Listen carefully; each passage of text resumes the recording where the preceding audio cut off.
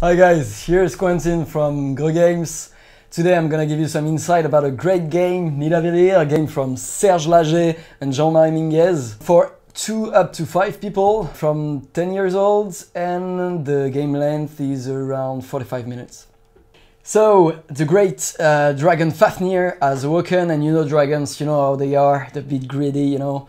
Fafnir put his eyes on the dwarf treasure, and the king summoned you, the Elvaland, the warlord, the dwarf warlords, you know, to go and roam the land and recruit the best dwarf. So basically, you're gonna have like to go into taverns in the kingdom and recruit the bravest dwarf that you're gonna cross between all the castes, the dwarf castes that exist. As you may have understood, the purpose of the game is to get as much bravery point, as much victory point as you can. The dwarf are divided in 5 castes. Each caste is gonna have a different scoring system. I'm gonna go back on that.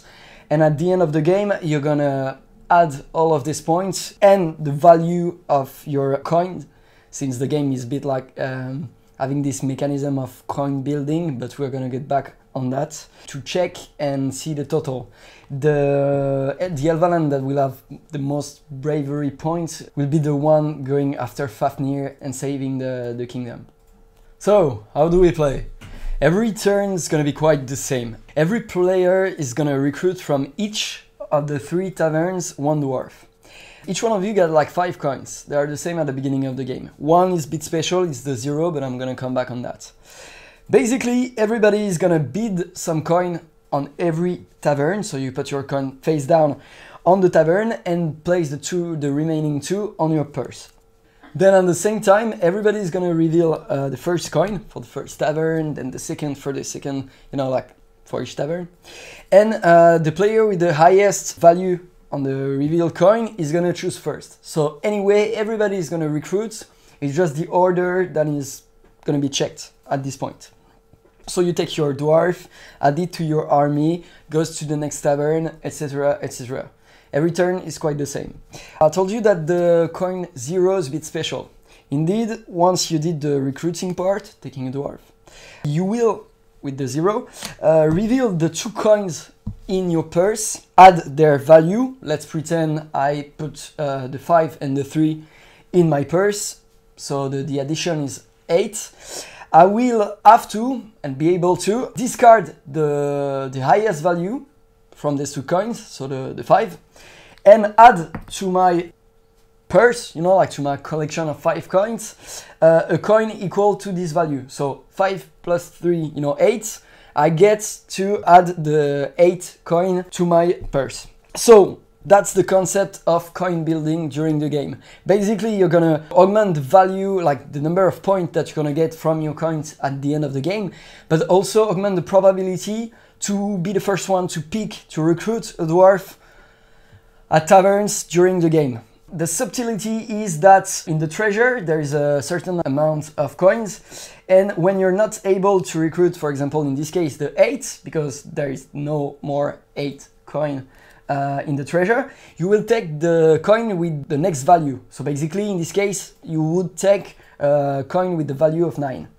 And if the 9 is not present, 10, etc, etc. So right now let's make just a small point on the different castes. I told you that the dwarves are divided on 5 castes. Each caste, each color got a special scoring, so we're gonna go through that in details. So basically the explorer, the blue, are the easiest to count.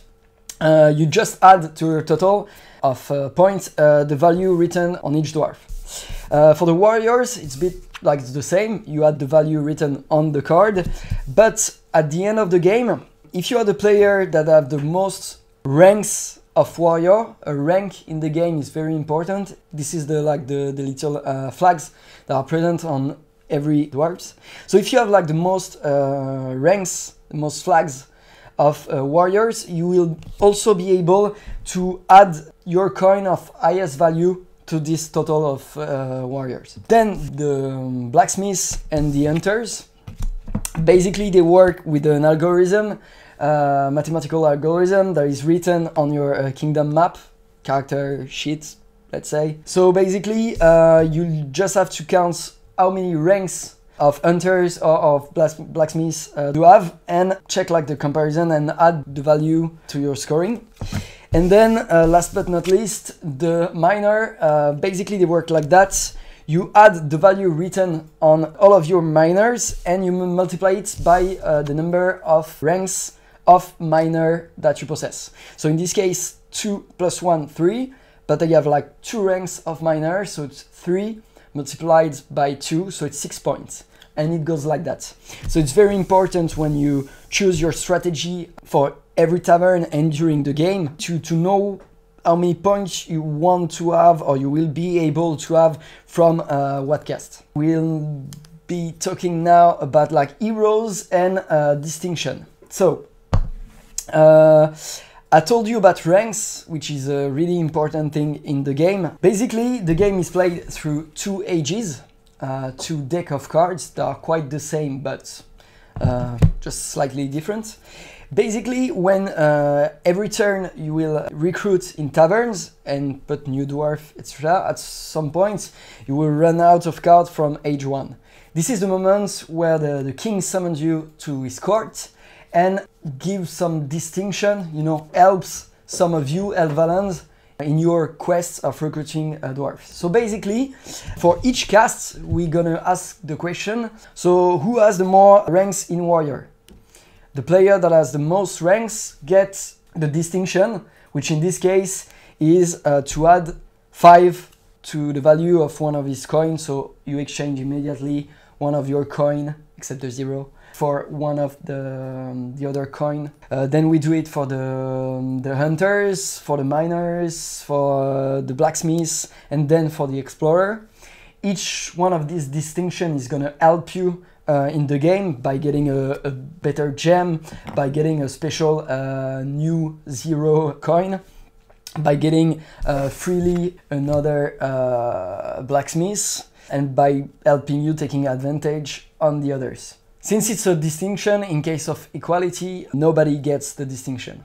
Last part of the game, and one of the most important, basically every time one of the player is gonna recruit a dwarf that is gonna complete a line of ranks of every cast in the game. Let's pretend I have like a line with a rank of explorer, blacksmith, hunter, warrior, and then miner. I'm gonna be able to recruit one of the heroes from the casts or one of the commander, which are like heroes that have no cast that you put in your command zone on the other side of your kingdom map. So you got to choose those heroes, and obviously they add their ranks and value to your army. And if you pick right, you can also like maybe complete another line, you know, of ranks of casts that will give you the possibility to recruit another hero, and you know, you can go by like that, comboing kinda and making your army better. Or you can pick like those heroes, and some of them get like some special ability. I'm gonna give you like some of those ability. Basically, Scar just gives you 17 points, Grid gives you 7, but adds 7 points like to the value of some of your coins, etc. Oya gives you 20 points, but you can recruit her only if you get like already 5 explorer. So the game goes like that. So if you followed me well, the game is about every tavern, every turn, trying to make the best out of your recruiting by completing line and recruiting heroes, calculating what the other player needs to make more points and what do you need, trying to exchange your coins to make them better, you know, and gain like some value, and if you can, get the most rank in each of the casts to maybe at the end of H1 get some great distinction that are gonna help you for H2. You should know that we made an application that you can have on your cell phone and tabs to count for you if you don't want to do it on paper.